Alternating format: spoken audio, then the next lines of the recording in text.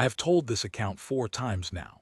Once to the Vel-Shareth Emergency Council, once to the Human Diplomatic Liaison at Karath Prime, once to the Inquiry Board that the Continuance Authority convened and then quietly dissolved without publishing findings, and once to my own granddaughter, who was 7 years old and did not fully understand it but sat very still while I spoke. Her lattice lines catching the afternoon light through my window and scattering it in the quiet way that young lattices do when a child is paying close attention. This is the 5th telling. I am not certain there will be a 6th. My lattice is beginning to thin in the lower registers, and the physicians say the resonance decay is a natural function of age, which is their careful way of telling me I should not plan too far ahead. So I will set it down here fully, while my recall is still clear and the details still carry their original weight. I want to say at the outset that I did not think they would come. I want to be honest about that because the telling of it afterward, the official account, the commemorations, the inscription on the Karath Vel Memorial Arch has softened that particular truth into something more flattering than it deserves. The official account implies that we signaled in hope. We did not. We signaled because it was the protocol, because Warrant Keeper Shanorel insisted that protocol must be observed even at the end, and because there was nothing else left to do with our hands. Hope had been a different thing. Hope had been exhausted 10 days before the signal went out. In the long hours after the second compliance deadline passed, and no one in any relevant forum sent us anything except the authorities' own correspondence. And we understood, with the kind of understanding that settles rather than arrives, that the galaxy had decided this was not its matter. Let me begin where it actually began, which is not with the signal and not with the ship. It begins with the Reckoning Edict. The Vel-Shareth Continuance Authority issued the Reckoning Edict in the 43rd cycle of what they called the Lattice Degradation Emergency. I had been station administrator at Karath Vel for 11 years by then. The station was one of 47 orbital platforms in the Thresh outer belt, positioned at a comfortable L4 drift, close enough to the amber warmth of the primary star to keep our lattice resonance stable, but far enough from the inner belt's radiation flux to make habitation practical. We were 312 residents at the time of the edict, not counting the 61 children. The children were the matter in question. I should explain, for those unfamiliar with Vel-Shareth physiology, what we are and therefore what the children were. We are a silicate species. Our bodies are not soft tissue encasing a skeleton. They are the skeleton, a living crystalline lattice of calcium silicate compounds that grows, resonates, and thinks in ways that softer anatomies cannot easily map. Our cognition is partly electrochemical and partly vibrational. We process information through a network of resonant frequencies that run along our lattice lines, and we communicate, in our most intimate registers, by touching lattice to lattice and sharing the harmonics directly. We are, in the blunt vocabulary of the galactic registry, a mineral cognition species, and we are among the more fragile of them, because crystalline structures are precise and precision is always vulnerable to disruption. Break a lattice line and the harmonic that ran through it is gone, not displaced, not rerouted, gone. We are careful people, as a consequence of our fragility. We have built our institutions around the idea that careful is the only thing that works. For 60 years before the edict, our lattice genesis rates, the successful formation of new young, had been falling. The causes were debated endlessly and never fully resolved, but the broad consensus among the authorities' physicians was that the Thresh outer belt's subtle radiation profile was introducing microfractures into the lattice formation process during early development. The result was young who grew along unexpected geometries. Their lattice lines ran at angles our physiology had not historically produced. Their resonant frequencies fell outside the established bandwidth. They could not, in the traditional sense, harmonize with us in the standard registers.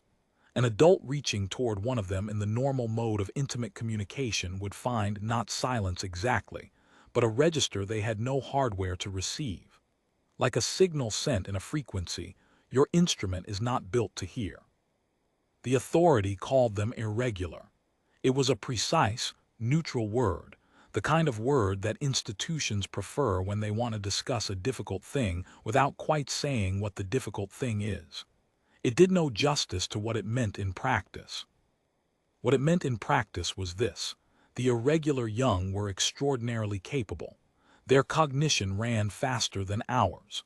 Their resonant range was broader, covering frequencies that standard Velshareth lattice lines treated as background noise.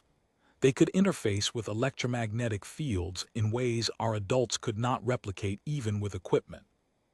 In the 11 years I administered Karathvel, I watched those 61 children do things that made our oldest scholars set down their instruments and simply watch. Computational problems that our fastest analytical systems needed hours to resolve. A lattice-sharp child of 7 would touch and restructure in a way none of us fully understood. They perceived things we did not perceive. They processed things we could not follow. A girl of 3 whom we called Sithvel, because her parents had given her a name in a resonant register we could not vocalize, and Sithvel was the closest approximation our frequency range allowed. Once restructured the station's entire secondary power routing algorithm by touching her lattice lines to the primary control panel for 30 seconds. She was not trying to improve it. She was curious about the hum the panel made, and she reached out to it the way children reach out to interesting things. And 30 seconds later our secondary grid was running 11% more efficiently than it had been since the station was commissioned. She looked at me afterward with the particular wide-eyed attention that very young children wear when they have done something and are not entirely sure yet what it was. I called our head engineer in, and he spent an hour examining the changes, and at the end of the hour he told me that he did not understand the routing geometry she had produced, but that it was unquestionably better than the one the station's original designers had specified. I told him to leave it. He left it. For the next 3 years, our secondary grid ran on the instinct of a 3-year-old. But the authorities' physicians were not interested in what the irregular young could do. They were interested in what they represented for the continuation of recognizable Velshareth lattice structure. And their answer, delivered in the Reckoning Edict, was clear. The irregular young represented not a variation but a divergence, not a strain of our species but a successor to it. And the authority had determined that the successor was not acceptable. The reasoning was long and the language was precise, and the conclusion was unambiguous. The irregular young were to be registered, collected, and in the edict's particular euphemism, processed under humane termination authority at designated facilities. The authority's medical officers would carry out the determinations. Senior medical command would retain discretion over timing and method. Everything would be documented. Everything would be humane. I read the edict in my office, on the 31st day of the 43rd cycle, with the amber light of the primary falling through my observation port in long horizontal bars across my desk and the floor. I read it twice. Then I set it down and looked at the light for a while. Then I sent a message to the other station administrators in the Thresh outer belt, asking whether they had received the same document and whether they had understood it the same way I had. They had. 11 of the 47 administrators refused to comply. The other 36, facing authority enforcement vessels and the very real prospect of losing their station licenses and the livelihoods of every person under their care, complied at varying speeds and with varying degrees of reluctance. Karathvel was among the 11. I want to record that clearly. We refused. 312 adults and 61 children, and a station that had been built to last 200 years, and we refused.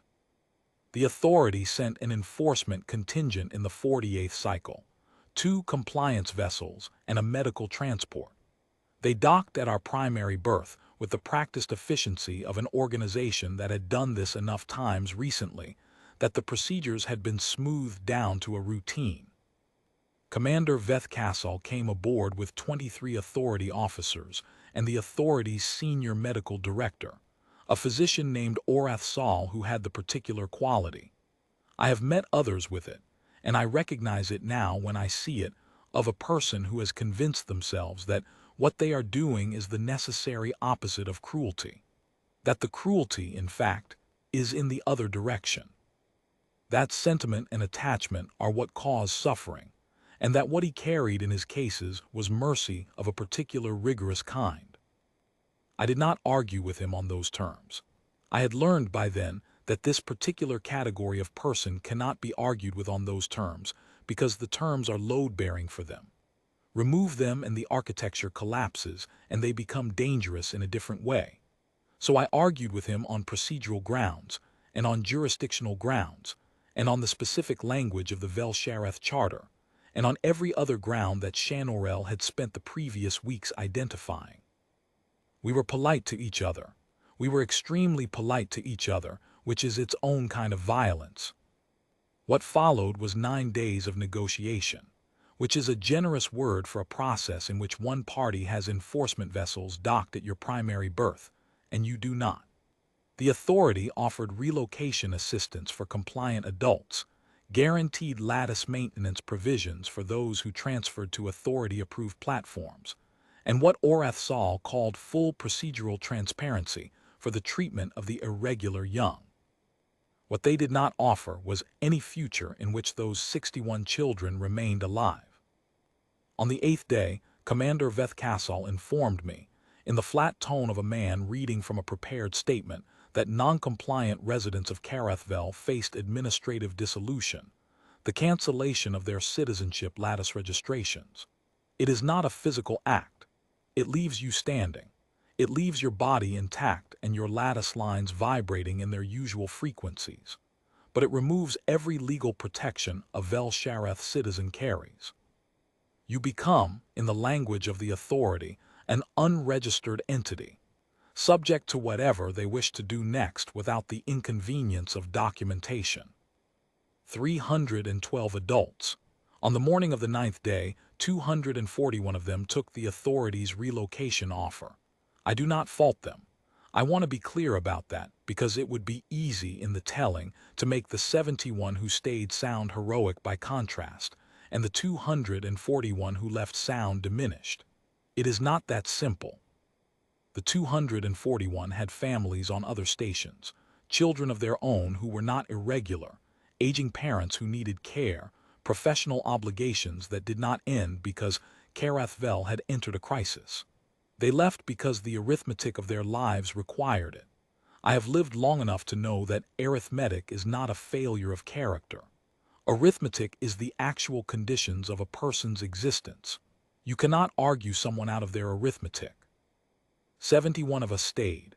Myself, warrant keeper Shanorel, 14 station staff who refused to abandon their posts, and the parents and caregivers of the 61 children, most of them, not all. Some parents had been among those who left, and the children they could not or would not take with them remained with volunteers who had agreed to provide care. I was one of those volunteers. I had no children of my own. I had a station and a promise I had made, quietly and without ceremony, on the day the edict arrived, which was that Karathvel would not comply, and that the children on Karathvel would not be unaccompanied when the authority returned. The authority left us on the 9th day. They sealed our primary docking berth from outside, on a code only their officers held, and took their enforcement vessels and their medical transport, and withdrew to a holding position 3,000 kilometers off our drift track. Commander Veth formal notice was attached to our internal comm. We had 40 cycles to reconsider. After 40 cycles, the authority would return with additional resources, and the matter would be resolved with whatever measures were required. Additional resources. I knew what that phrase meant in an enforcement context. We all did. The 40 cycles passed in a particular kind of silence that I have tried many times since to describe accurately to people who were not there, and I have not fully succeeded. The station still functioned. We still had power, food synthesis, water reclamation, atmosphere. We had been designed for long-term habitation, and our reserve capacity was years deep. The children still learned and played and did the extraordinary things they did. Sithvel rerouted our secondary power grid one afternoon.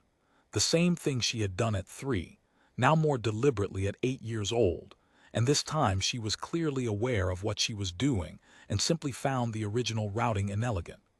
Our head engineer had retired 2 years prior, so there was no one to file a formal objection, and the grid ran better afterward, so we left it again. But the silence was the thing. It was not the absence of sound. A station is never truly quiet. There are always the systems, the circulation, the small sounds of habitation. It was the absence of incoming traffic.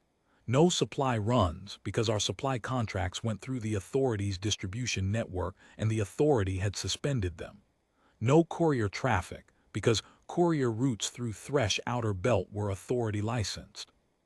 No civilian vessels because the enforcement ships at 3,000 kilometers were enough to deter anything without a compelling reason to approach.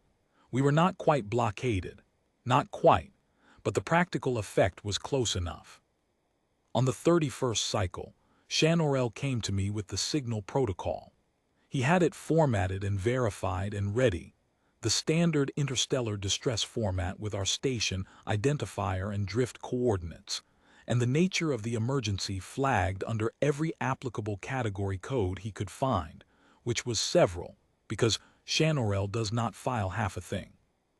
He explained in his quiet, precise way that while the probability of response was low and he did not wish to misrepresent it, the protocol existed and we had not yet violated it, and he thought we should not start now, and that on balance the cost of sending it was negligible compared to the cost of having not sent it if something came of it.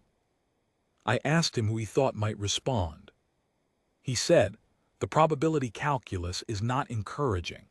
The nearest human transit corridor is at a considerable distance, and the authority monitors these frequencies, and the 11 non-compliant stations that the authority has already resolved did not receive responses to their own signals, which we know because the administrators of those stations filed reports before their comm systems were shut down. So, probably no one.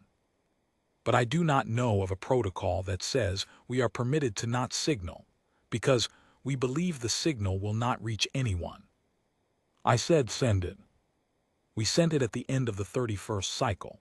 Broadband, all standard frequencies, the full interstellar distress format with the attached situation report I had written over 3 days, clinical and precise, documenting the reckoning edict in full, the termination authority provision, the 61 children and their registry profiles, the authority's enforcement vessels standing off at 3,000 kilometers, the sealed primary berth, the dwindling supply situation. We sent it at 6-hour intervals on repeat, and we did not expect it to be received by anything except the authority's monitoring systems, and we knew the authority would not respond to it in any fashion we wanted. What none of us had calculated, and what I have had a long time since to think about, is who else might be listening. The human ship appeared on our passive scan array on the 37th cycle, which was 6 cycles after we began broadcasting. It came in from the system's ecliptic plane at an oblique angle, not the standard approach corridor, not the registered transit lane, but the kind of angle a ship takes when it has a specific destination in mind and does not wish to announce its vector to anyone watching the primary approach lanes. Our passive scan classified it as a light medical tender, roughly 90 meters, one docking umbilical extended, no active weapon signatures. The drive signature was low and steady and spoke of a ship at cruise rather than approach speed, which meant it had been decelerating for a while, which meant it had been coming for a while. I called Shanorel to the command room. He studied the scan readout for longer than he usually takes with anything, which told me he was being careful. He said, "The hull silhouette is consistent with Earth humanitarian service configuration, light tender class.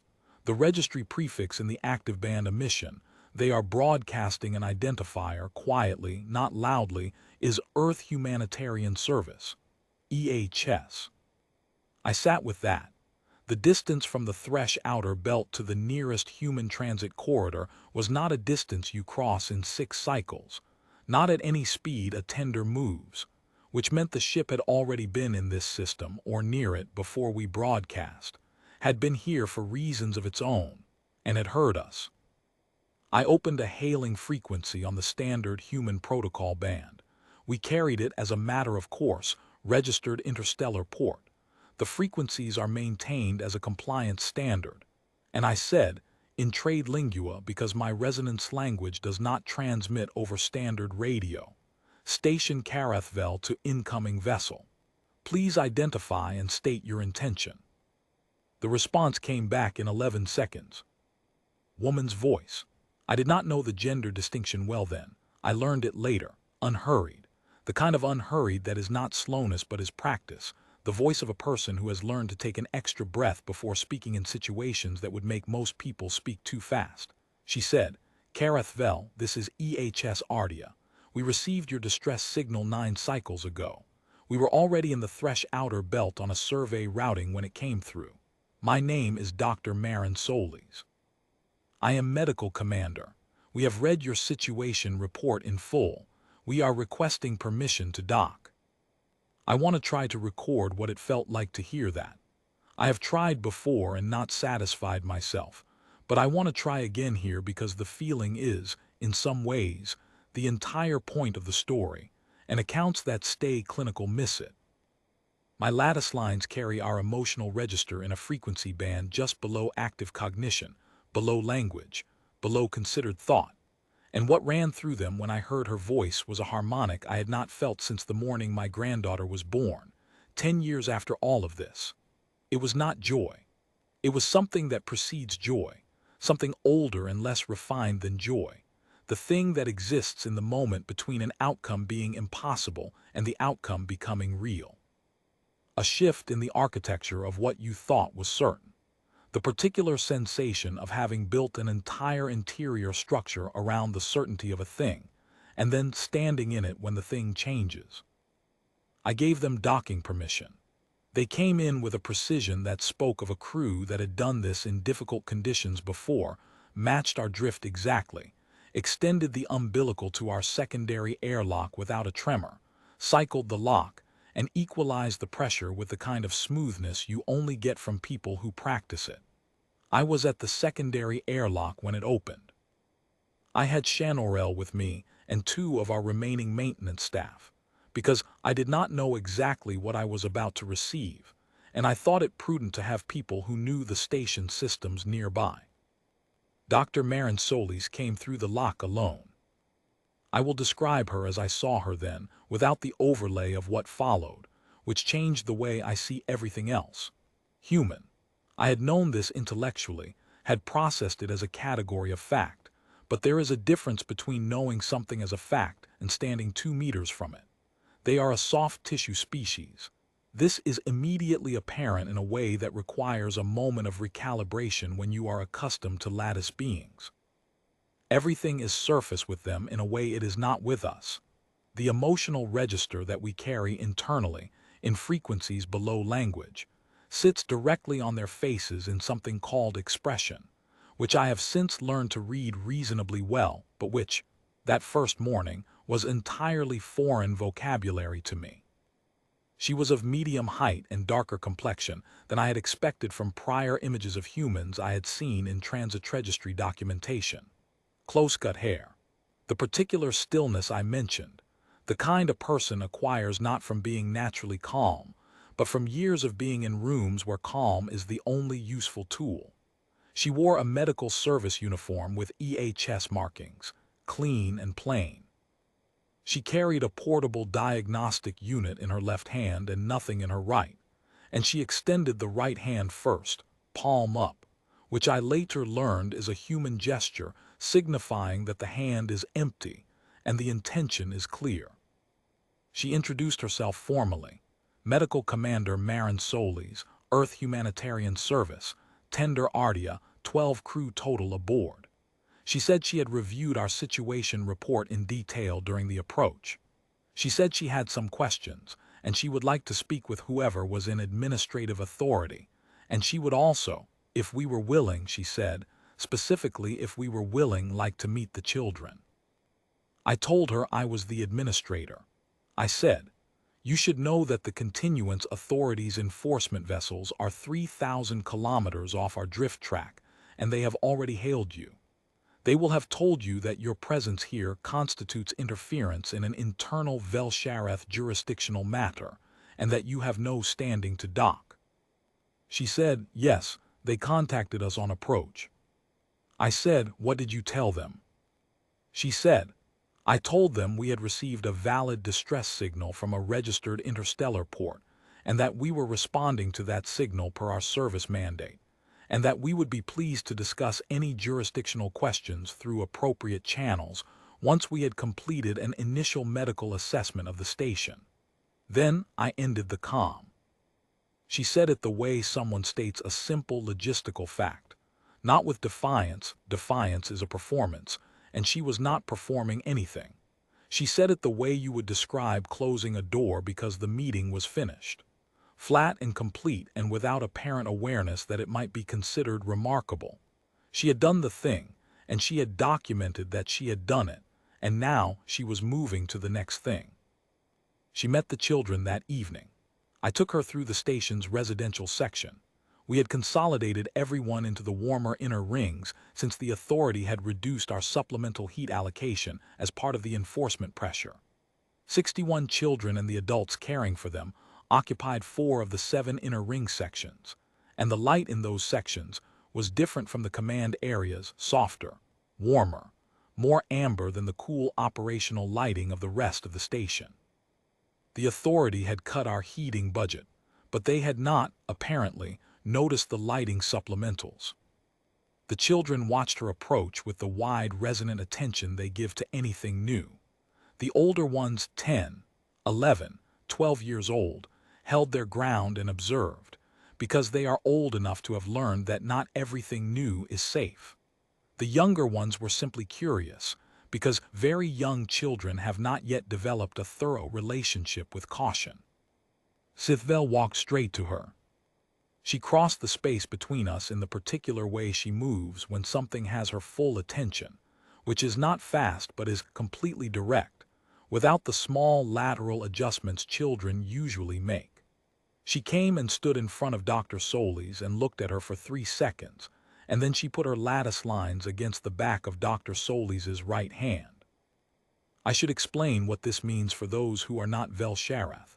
Lattice-to-lattice contact is the most direct form of communication we have, not language, not formal resonance, but the direct sharing of harmonic state, which is approximately what you would mean if you said sharing feelings, but far more precise and far more intimate than that translation implies.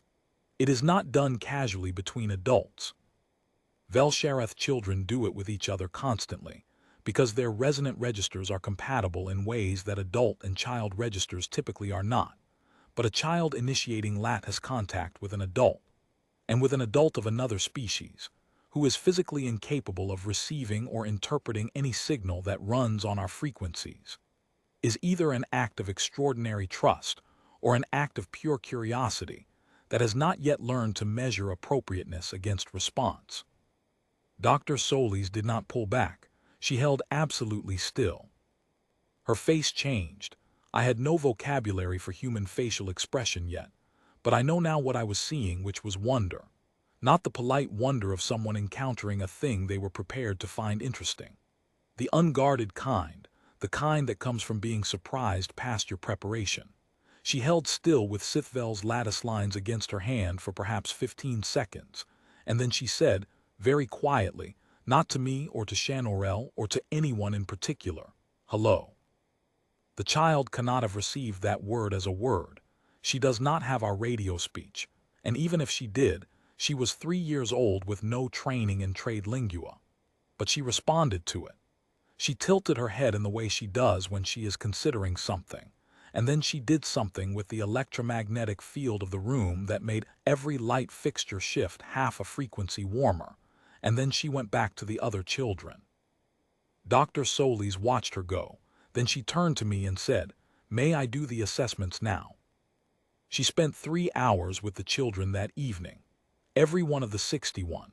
She ran non-invasive diagnostics, passive read biometric resonant frequency mapping, the kind of physiological documentation that does not require contact or consent from a subject who cannot give formal consent, only from the adults responsible for them. She asked questions through me as interpreter about development timelines and specific physiological needs, and the particular challenges of their early environment in the Thresh outer belt's radiation profile. She wrote everything in her field documentation with the focus of someone to whom the record is not a formality but a tool. Because a record, as I was about to learn, can function in many places at once. Twice she stopped writing and simply observed. Once she sat down on the floor of the residential ring entirely and watched the older children do something with the station's primary navigation display. They had been given access to it as a learning exercise, and they had apparently modified it into something that tracked the local electromagnetic topology in real time at a resolution 3 orders of magnitude finer than the standard system allowed. And they had done this as a game, a collaborative game, the way children use whatever is available. She sat on the floor and watched for 8 minutes and did not say anything. I stood near her and also did not say anything, because it seemed the appropriate response. When she finally stood up, she said to me, "How long have they been able to do this?" I said, "We noticed the capability at approximately age 5 in the oldest cohort. They improve continuously." She said, "Has anyone documented this for an interstellar medical registry?" I said, "The authority's documentation framework classifies them as irregular and does not have a category for capability assessment." She was quiet for a moment. Then she said, "I'll need to borrow some of your data storage. The Earth Registry has several categories. I think at least 3 of them apply here. I want to record that the documentation question, the registry, was where the second phase of everything began, though I did not understand it as such at the time. I thought she was asking a medical question. She was also asking a legal one." On the first morning of the 38th cycle, Commander Veth Castle of the Continuance Authority hailed EHS Adia directly, bypassing Karathvel's comm system, which is technically a protocol violation, but which the authority routinely treats as a prerogative, and informed Dr. Solis that she had 24 standard hours to withdraw before the authority filed a formal complaint with the Interstellar Transit Commission on grounds of jurisdiction interference and unauthorized docking at a facility under active enforcement review. She acknowledged the message. She thanked him for the notification. She said she would respond through the appropriate channels. She did not withdraw. Instead, she came to my office and asked for 6 hours of uninterrupted access to a comm relay and the full Karathvel legal archive, and she asked Shanorel to sit with her for the first 2 hours and walk her through the specific architecture of the Reckoning Edict. Shanorel is not a person who usually agrees to do things quickly, because doing things quickly and doing them accurately are, in his experience, incompatible. But he had spent 40 cycles doing nothing except reading legal documents and waiting, and he sat with her for 2.5 hours and answered every question she had, and some she had not thought to ask yet. And afterward he told me it was the most useful conversation he had held in 40 cycles.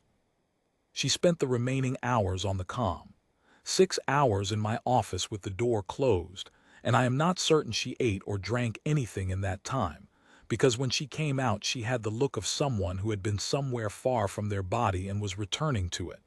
She briefed me that evening. She was brief. She had filed formal notification of the distress response with the Earth Humanitarian Service Command, standard procedure, which triggers a reporting chain that she said would eventually reach several desks that mattered, though she could not tell me how quickly. She had filed a medical assessment of the 61 children with the Earth Interstellar Medical Registry under 3 categories: persons receiving active medical care from a certified humanitarian provider, persons in a documented environment of physiological risk, and persons whose medical profiles had been formally entered into an interstellar registry system. The last category was the one with teeth, she said, though she used the word carefully, because the teeth were not guaranteed. What the registry entry created was a documented status, a formal, interstellar, time-stamped record that these 61 individuals existed and had been assessed, and were known to exist by a party whose records were legally recognized in 19 interstellar trade agreements to which the Vel-Sharath Continuance Authority was not a signatory, but 3 of whose major trade partners were. She said, "I want to be honest with you about what this does and does not do. It does not give me authority over the children. It does not override the reckoning edict. What it does is make the situation visible in places where visibility has costs for the authority. Whether those costs are prohibitive, I genuinely do not know. I have done what I can do." I asked her, "And the personal message you sent, the one you could not tell me the recipient of?" She looked at me with a kind of consideration that I recognized as someone deciding how precise to be. Then she said, "I know someone at the Earth Outer Rim Diplomatic Office who is good at knowing which questions to ask in which rooms." I told her what is happening here, and I told her it is happening in 9 other stations in the Thresh Outer Belt that have not yet been resolved, and that all of them have sent distress signals that have not been answered. I don't know what she will do with it. I know she will do something. She said this without drama and without assurance that the something would be sufficient. That is the thing I return to, again and again, when I try to describe what those 8 days felt like from the inside. The honesty. She was precise about the limits of what she could do in a way that is unusual in people who are trying to help you, because most people who are trying to help you either exaggerate their capability in order to comfort you, or they diminish your situation in order to make themselves feel useful. She did neither. She told me what she had done and what she did not know and what she intended to do next, and she did this every evening, and it was the most stabilizing thing anyone did for me during those 46 cycles. The next 6 days moved at 2 speeds, at the level of the station's daily life very slowly. We were still confined. The authorities' enforcement vessels had not moved. Nothing about the physical situation had changed. The children still needed feeding and tending. The ordinary maintenance of a station continued, and Dr. Solis' 12 crew, quiet, efficient, consistently courteous, integrated into the station's rhythms with a naturalness that I think surprised all of us. 2 of her engineers spent their days working through our maintenance backlog with our remaining staff, not because anyone asked them to, but because the backlog existed and they had the skills to address it. Her physician's assistant set up a medical bay in our secondary clinic and offered care to anyone who wanted it. Her communications officer helped Shanorel reorganize our distress signal rotation to reach additional frequency bands she had identified as monitored by parties the authority might not expect. At the level of the comm traffic between EHS Ardia and the wider galaxy, the same 6 days moved very quickly, though I was not privy to most of it in real time. What I know from the briefings she gave me each evening, and from the official record assembled afterward, is this. Dr. Solis had spent those 6 hours on the first day introducing the question of whether the authorities' claim of exclusive jurisdiction over a registered interstellar port was as clean as they had assumed, and whether the 61 children, now formally documented in the Earth Medical Registry, had acquired a status that changed what the authority could do with them. Not whether it was right or wrong, whether it was simple, and it was no longer simple. The Continuance Authority sent a second message on the second day. 48 hours, final. Their language had become formal in the particular way that institutional language becomes formal when administrators are aware that what they write may eventually be read by many people in many contexts. Careful, precise, drained of the casual assumption of authority that earlier messages had carried. She did not withdraw. On the third day, one of her engineers, a young man named Rui, who spoke trade lingua with a slight accent I could not place, and who had the habit of working with one hand in his pocket when he was not actively using it, sat with our head maintenance technician, Vesh Kohler, for 4 hours, and helped her address a stress fracture in the station's outer ring pressurization joint that we had been managing around for 11 months because we did not have the fabrication stock to repair it properly. Rui had fabrication stock on the Ardia. He used it without asking anyone's permission, which I think was deliberate. If he had asked, we might have said that the stock was his and not ours to use, and then the fracture would have remained. By simply using it, he created a fact. The fracture was sealed by midday.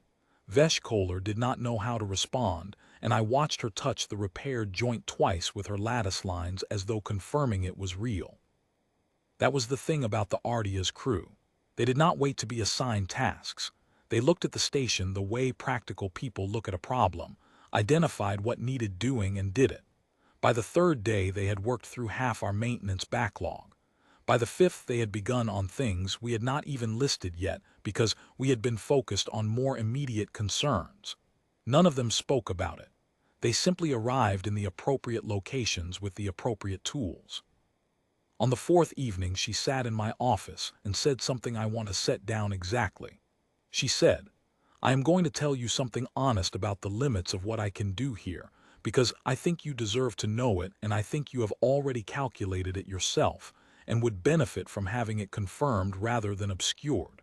I cannot make the authority change the edict. That is beyond what I have. What I can do, what I am doing, is make it so that acting on the edict here, at this station, with these children specifically, is complicated enough that the authority has to weigh whether the complication is worth the cost. Bureaucratic processes move slowly. Legal challenges to novel situations move slowly.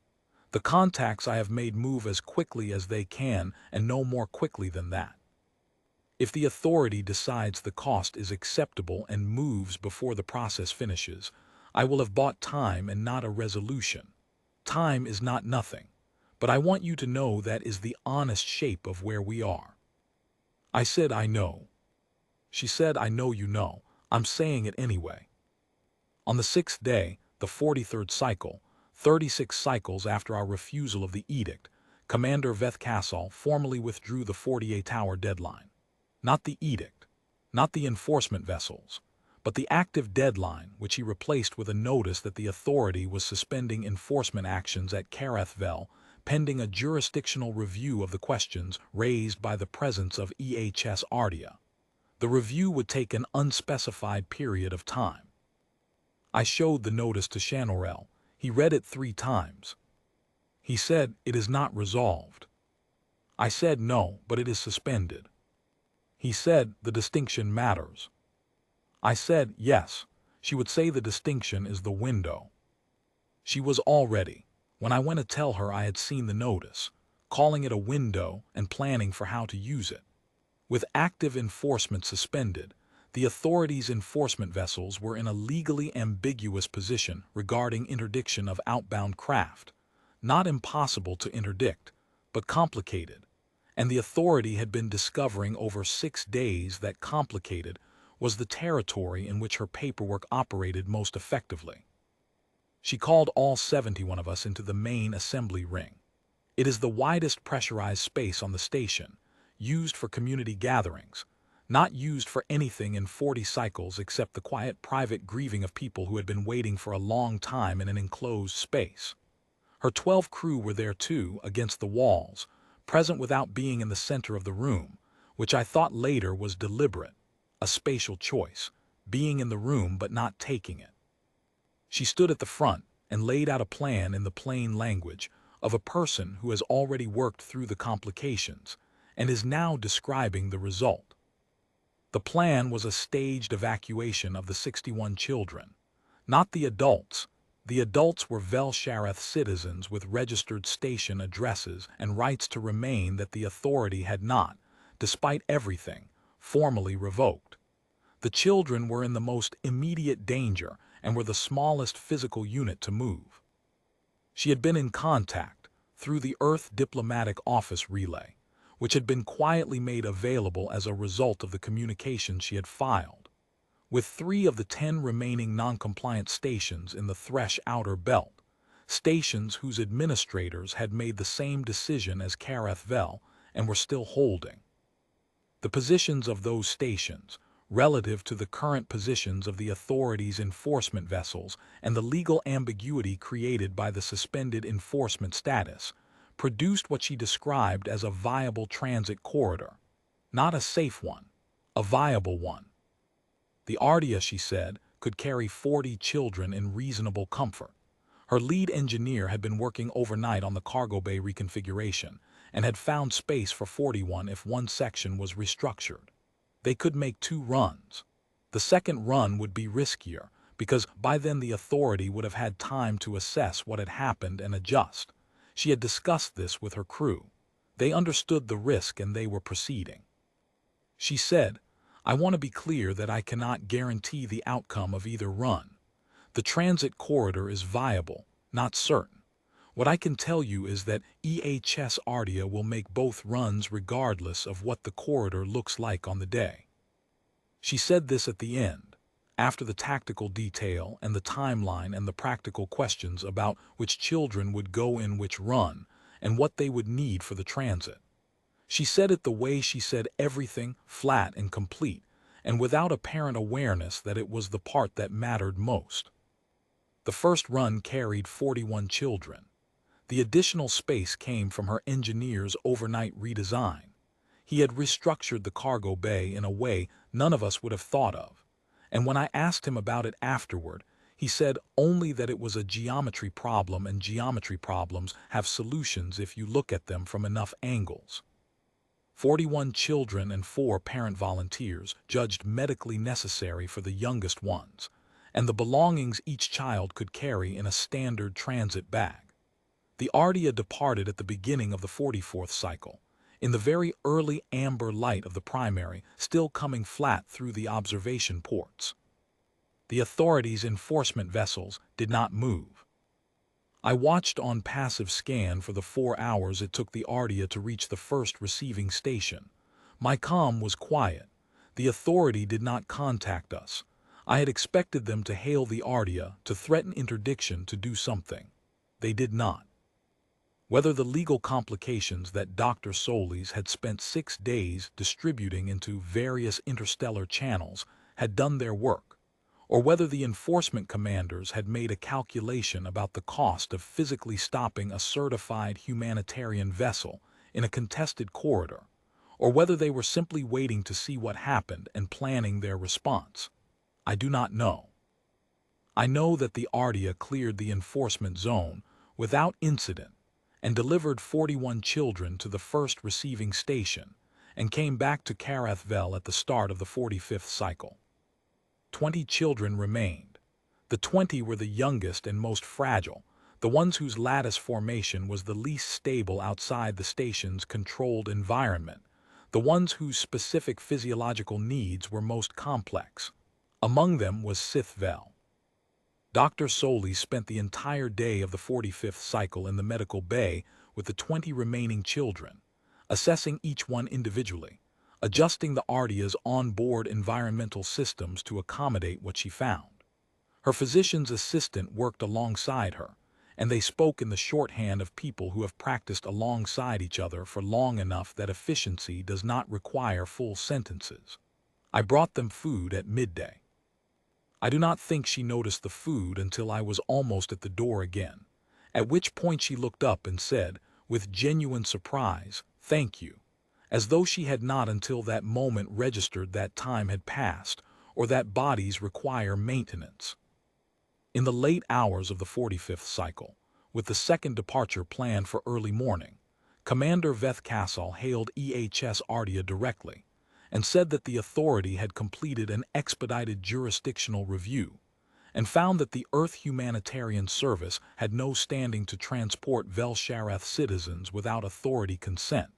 That consent was formally denied.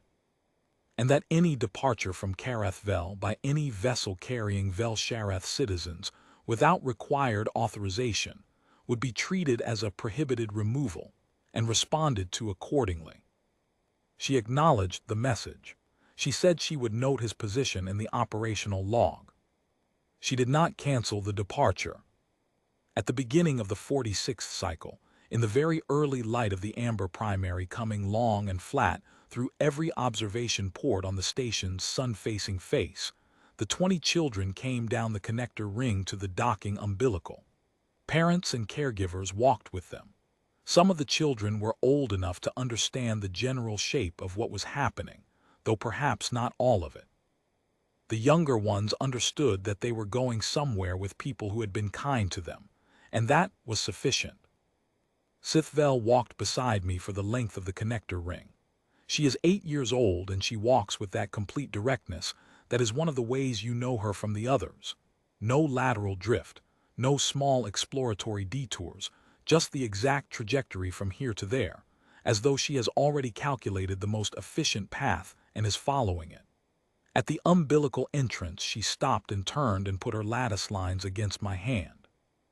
I have tried to describe what she transmitted and I cannot do it accurately. It was below coherent language, below what I can parse into meaning that translates cleanly. It was in a register I am barely equipped to receive. But I know what I felt when it moved through my lattice lines, which was the sensation of being known. Not recognized, known. The distinction matters.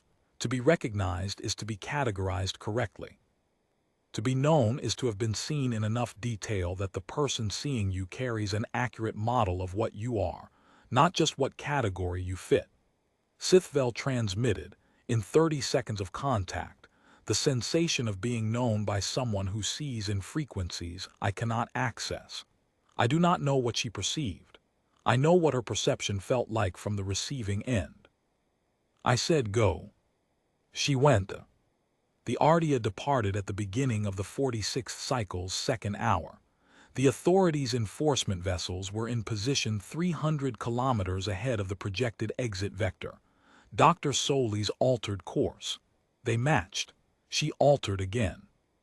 For 40 minutes, I watched every second on passive scan, and I did not breathe in any way that sustained me properly. The Ardia and the 2 authority vessels engaged in the navigation that occupies the space between negotiation and confrontation. Neither a fight nor a surrender. A calculation being run simultaneously by 3 crews in real time with different variables and different risk tolerances. Then the Ardia straightened onto its exit vector, and the drives came up to full power, and it accelerated cleanly. The authorities' enforcement vessels held position. They held position. I sat at my console for 23 minutes after the Ardia cleared the enforcement zone, because I found I could not yet stand. Shanorel was beside me and he said nothing, because he is a man who understands when silence is the accurate response. After 23 minutes, I stood up and went to the observation port and looked at the amber primary and the open drift of the Thresh outer belt. And it looked exactly as it had always looked, the same distances, the same station, the same slow drift through the belt, and also entirely different, in the way that things look different when the conclusion you had been holding has changed. The children reached the second receiving station 4 hours and 17 minutes later, all 20, Sithvel among them. What happened after has its own long history that I am not setting down in full here, because it is largely a history of institutional process, legal challenges, diplomatic exchanges, the slow machinery of organizations being forced to address a question they had preferred to leave unaddressed. The reckoning edict was eventually suspended, not rescinded, pending a review that remains incomplete as of my last inquiry. The 11 non-compliant stations in the Thresh outer belt were not resolved by the authority in the manner they had intended.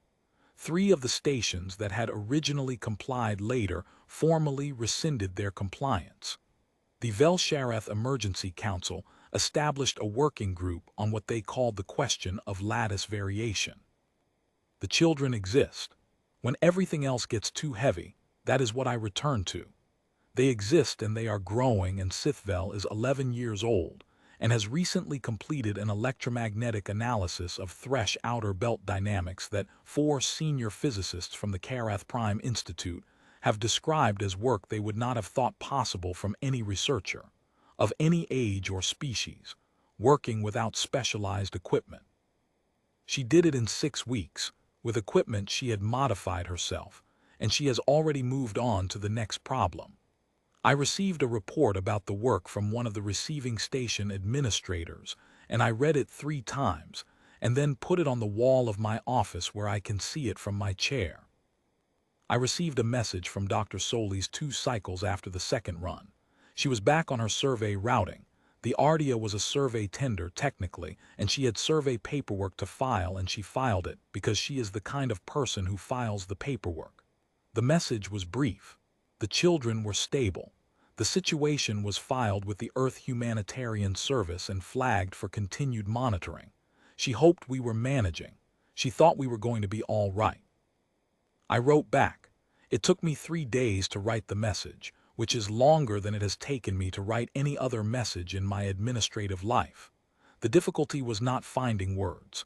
The difficulty was finding words that did not either inflate what she had done into something operatic, which it was not, or diminish it into something merely procedural, which it also was not. It was a precise thing. I wanted precision. I told her we had orders to abandon them. Every protocol we had been given said that a station administrator, when the authority acts, ensures an orderly transition. I violated that protocol every day for 46 cycles, and the violation was right, and I am not sorry. But what you did was something different from violation. You had not received our orders. The Continuance Authority's Reckoning Edict was a Vel-Sharath internal document. EHS Ardia was not a Vel-Sharath vessel. The orders that said these children were to be abandoned had been issued by an authority that had no jurisdiction over Marin Solis. And so, as far as the Ardia was concerned, those orders did not exist. You did not refuse them. You had simply never received them. And the difference between those 2 things is, I think, the difference between an act of defiance and an act of nature. She wrote back 1 line. She wrote, I received a distress signal. That is the only order I had. I think about that line often. I think about it when the institutional process is slow, and the working groups issue updates that say nothing conclusive, and the patience required is almost more than I have.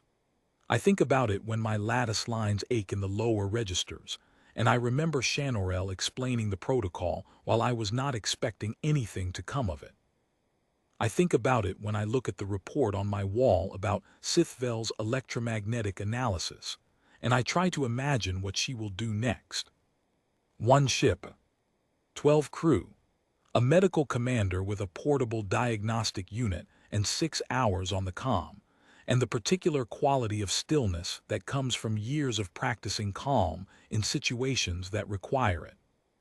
The Ardia came in at an oblique angle that told you what she intended before she said a word, and she docked, and she ran her assessments, and she spent 6 days making simple things complicated and complicated things documented.